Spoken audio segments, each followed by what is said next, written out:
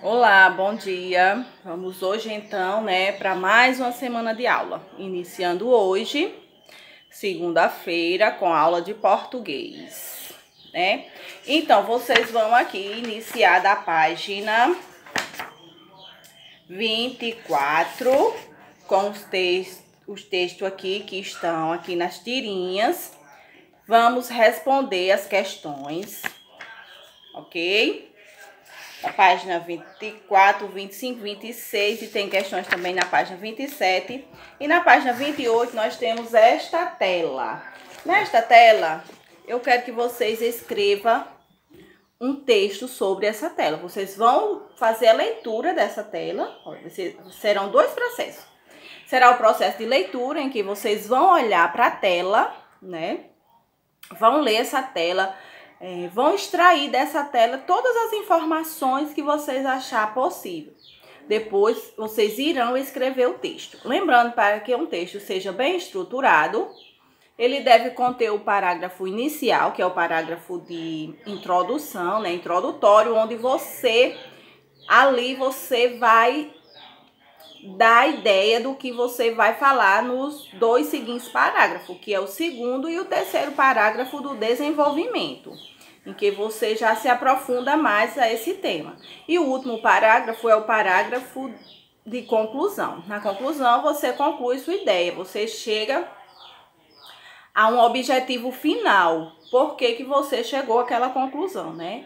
Então, o último parágrafo é a conclusão.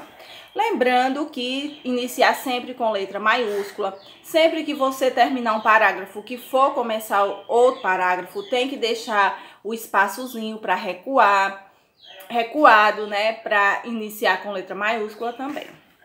Ok? E lembrando que texto, para ser um texto bem texto mesmo, ele precisa ter no mínimo mais de 10 linhas.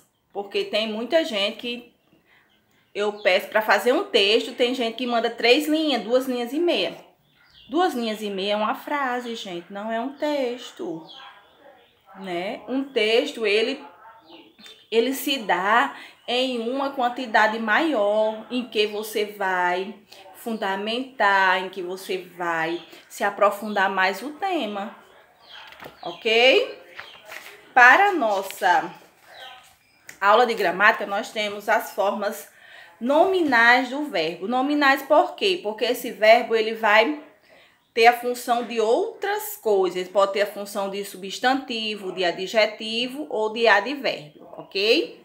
Então, esses verbos, ele pode estar no infinitivo, no particípio ou no gerúndio. O verbo no gerúndio, ele tem essa ação mais prolongada, da ação de movimento, né? É uma ação que está sendo continuada. Quando eu digo, por exemplo, estou estudando, e o gerúndio, ele pode vir acompanhado de um verbo auxiliar. O que é esse verbo auxiliar? Aqui nessa frase, estou estudando. Estou e estudando é o verbo. Lembrando que esse verbo, ele não está conjugado, né? Então, ele vai ter outra ação, porque o verbo, ele é verbo, tem a função de verbo mesmo, quando ele está sendo conjugado. Quando ele não está sendo conjugado, ele apresenta essa outra denominação, né? Essa outra forma de ser nomeado, ok? Nesse caso aqui é o gerúndio. E a característica principal dele, ele termina em NDO. Amando, vivendo, correndo, pulando, ok? Essa aqui é as formas do verbo que está no gerúndio. O particípio. O particípio dá uma ação, dá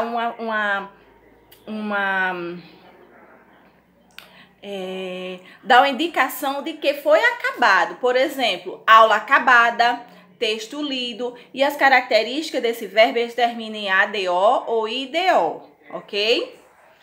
Aula acabada, texto lido, né?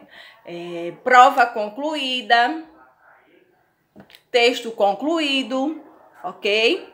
essa é a função, né, do adjetivo, do particípio, que pode ter também função de adjetivo na frase, ok? Por exemplo, quando eu digo, quero um espeto corrido. Corrido, né? Correr é verbo, mas estando em corrido, ele não é um verbo. Ele tem a função aí de adjetivo, ok? Por quê? O verbo, para ser o verbo, ele precisa estar conjugado. Como é aqui no caso do infinitivo. O infinitivo, ele aparece sempre com o Rzinho no final. Por exemplo, amar, viver, correr, morrer, pular. Todas essas palavras, a principal característica delas é esse Rzinho no final. Outra coisa, a vogal que antecede esse R, que pode ser A no caso de amar, no caso de fazer, e no caso de sorrir, é chamada de vogal temática, né? Essa vogal temática, que vai determinar a conjugação desse verbo. Quando termina em AR, está na primeira conjugação. Quando termina em ER, segunda conjugação. Quando termina em ER, terceira conjugação, certo? Então, esse infinitivo, ele pode ser pessoal ou impessoal. Pessoal é quando o verbo está conjugado, né? Que ele está flexionado e ele caracteriza, ele determina o sujeito. Por exemplo, pedir para eles venderem os objetos, né? Então, ó, esse venderem tá caracterizando, né? Tá determinando o sujeito, que são eles, né? O que foi que eles fizeram? Venderam os objetos, não é isso? Muito bem. Então, na forma impessoal, esse verbo, ele não tem essa ação. Ele está lá na forma primitiva dele, do jeito que quando a gente procura no dicionário, que está lá, amar. Amar significa dizer que você está amando? Não, não significa, né? Significa que ele está lá paradinho. Ele pode ser chamado também de verbo parado, né? Verbo sem ação, porque na forma do infinitivo, ele ainda não está praticando ação nenhuma, ok? Por exemplo, na frase, amar é bom. Amar é verbo, né? Mas só que nessa frase, amar é bom, ele está na função de substantivo e não de verbo. O verbo nessa frase é o esse acentuado, ok? Então, entendido, né? O gerúndio, ele termina em NDO, né? É um verbo que tem a função de adjetivo em uma frase, pode ter a função de adjetivo ou de advérbio em uma frase, não é isso? E é um verbo que ele sendo um adjetivo ou um advérbio, ele dá a sensação de movimento, é uma coisa que está sendo praticado. Já o particípio é uma coisa que foi acabada, né? O texto foi lido, acabou, certo? E o infinitivo, que pode ser pessoal ou impessoal. Pessoal é quando esse verbo ele está flexionado, né? Que ele sofre essa conjugação, que pode ser em primeira, segunda, terceira pessoa, que pode estar no plural, não é isso? Então, isso aí é o infinitivo pessoal. E o impessoal é quando está na forma primitiva, que o verbo está ali sem ação, que ele está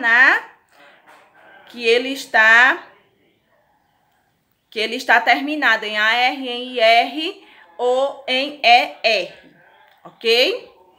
Então, é isso a aula de hoje. Espero que vocês tenham entendido. Quem não entendeu, quem tiver dúvida ainda, me procure no PV, ok? Tenha todos uma ótima aula e uma excelente semana. Fique com Deus.